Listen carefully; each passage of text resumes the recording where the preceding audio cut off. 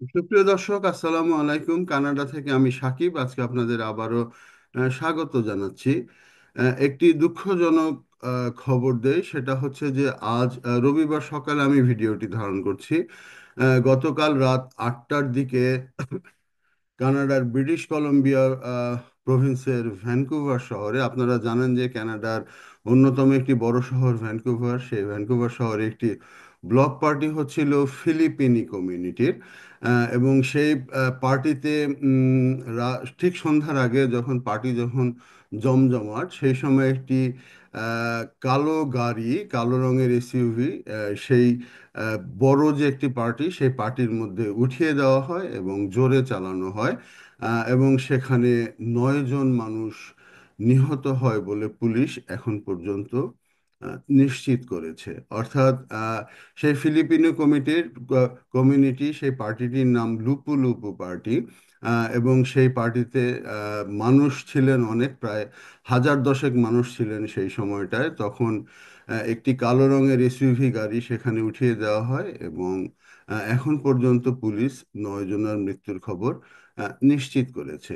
তো এ নিয়ে কানাডার ব্যাপক তোলপাড়, কারণ আর একদিন একদিন পরেই কানাডার ইলেকশন, এবং সেই ইলেকশনকে সামনে আপনারা একটু যদি স্ক্রিনে একটু ছবিগুলি দেখতে পাচ্ছেন যে আহ, পুলিশ দাঁড়িয়ে, পুলিশও হতভম্ব হয়ে গিয়েছে, ভ্যানকুভারের পুলিশ। এবং বিভিন্নভাবে এই ছবিটাতে দেখতে পাচ্ছেন যে মানুষের হয়তো দেহ দেহ সেই জায়গাটাতে রয়েছে। তো এই মিলিয়ে যে অবস্থা, এবং এখন পর্যন্ত পুলিশ নিশ্চিত করেছে 9 জন মৃত্যুবরণ করেছে।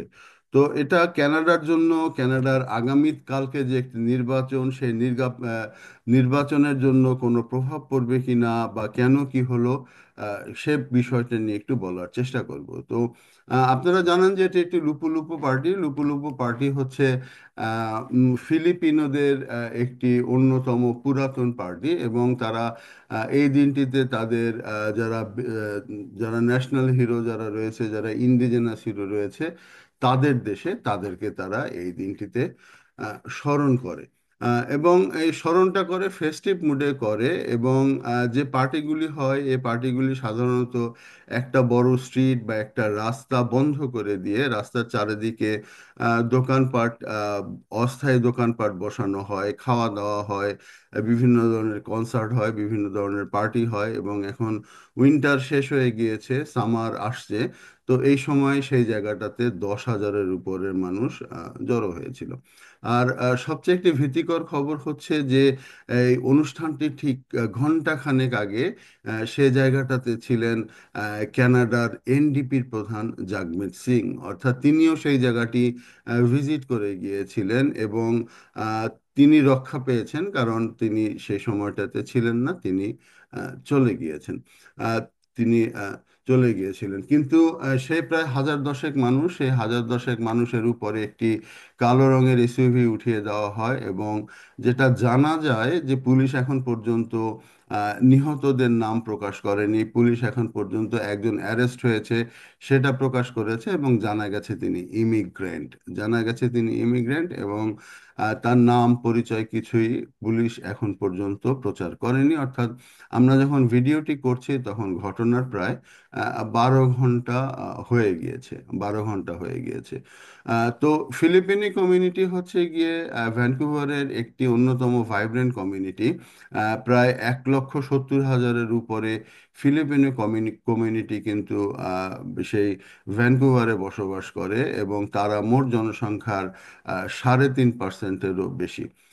তো ফিলিপিনো কমিউনিটি সম্বন্ধে একটু বলি। যারা জানেন তারা হচ্ছে যে জানেন না তাদের জন্য যে ফিলিপিনি কমিউনিটিরা কানাডা জুড়ে আহ, অনেক বসবাস করে।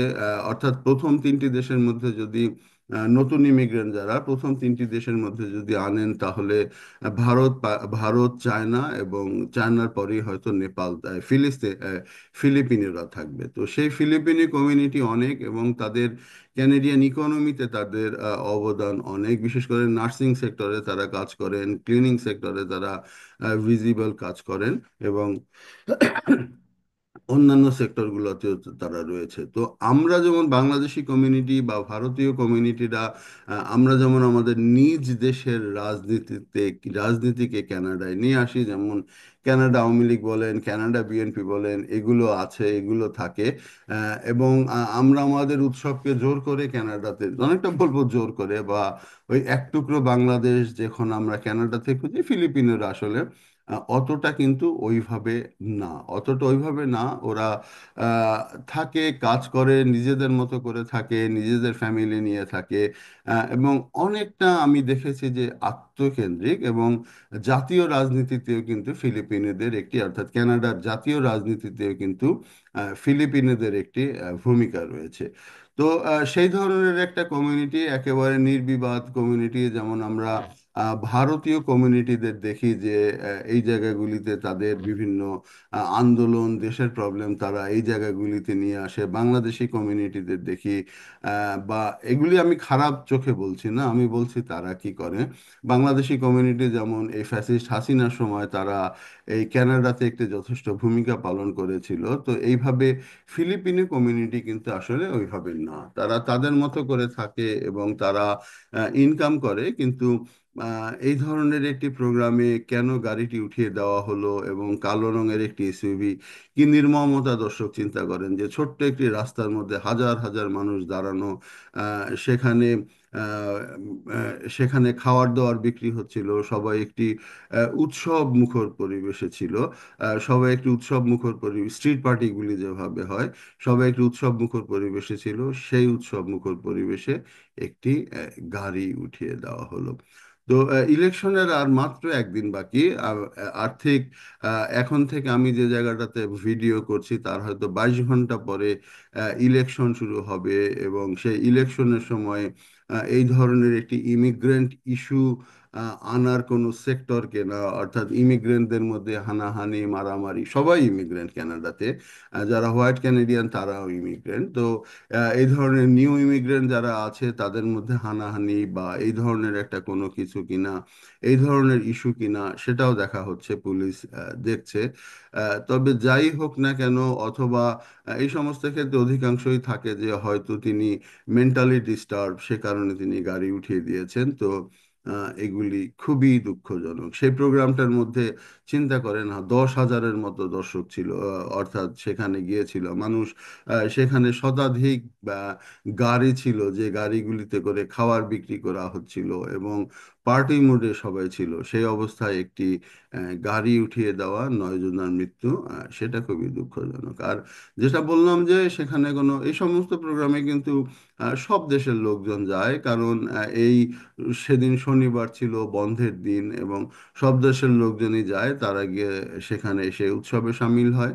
তবে আমি ভ্যানকুভারের অন্তত দায়িত্বশীল দুইজন ব্যক্তির সাথে আমি কথা বলেছি, তারা জানিয়েছে তারা এখন পর্যন্ত কোনো বাংলাদেশি নিহত হওয়ার খবর পাননি। এবং মিডিয়াগুলিও যেটা বললাম যে কারো নাম প্রকাশ করেনি। তো আমরা যেহেতু এখনো খবর পাইনি, আশা করি আশা করি বাংলাদেশিরা সবাই নিরাপদে আছেন। তবে আল্লাহ না করুক যদি কোনো কিছু হয়, বা যদি কোনো আপডেট পাই, তাহলে আপনাদের অবশ্যই জানিয়ে দেব। আসলে এই সমস্ত পার্টি, এই সমস্ত প্রোগ্রামগুলি কানাডায় এই সামারে সব সময় হয়ে থাকে, এবং মানুষ যায় ক্যানাডা। আপনারা জানেন যে এই ক্রাইমগুলি যে এগুলি হয়, এই গাড়ি উঠিয়ে দেওয়ার ঘটনা নতুন নয়, অতীতেও ঘটেছে ক্যানাডায়। যেহেতু আগ্নেয়াস্ত্র অনেক স্ট্রিক্ট, সেহেতু মানুষ আগ্নেয়াস্ত্র দিয়ে এই ধরনের ক্রাইমগুলি করতে পারে না। তো একেবারে গাড়ি উঠিয়ে দেওয়ার মতো একটি ক্রাইম, এটি কিন্তু আসলে মানুষকে অবশ্যই ভাবিয়ে তোলে। তো দর্শক, আবারও দোয়া থাকলো সেই ফিলিপিনি কমিউনিটির প্রতি, এবং তারা আবার স্বাভাবিকভাবে ভাবে ফিরে আসুক। এবং একদিন পরে নির্বাচন, আশা করি নির্বাচনে কোনো কারণে এটি হয়নি, আশা করব যে হয়তো কোনো একজন বিকৃত মস্তিষ্কের মানুষ এই কাজটি করেছিলেন। সেখানে শিশু ছিল, সেখানে বৃদ্ধ ছিল। এই 9 জন তারা ক্যানাডার ট্যাক্স পেয়ার, তারা ক্যানাডার ইকোনমিতে অবদান রেখেছে। তো এইভাবে আহত হয়েছে অনেকেই। কতজন আহত হয়েছে এখন পর্যন্ত পুলিশ জানায়নি।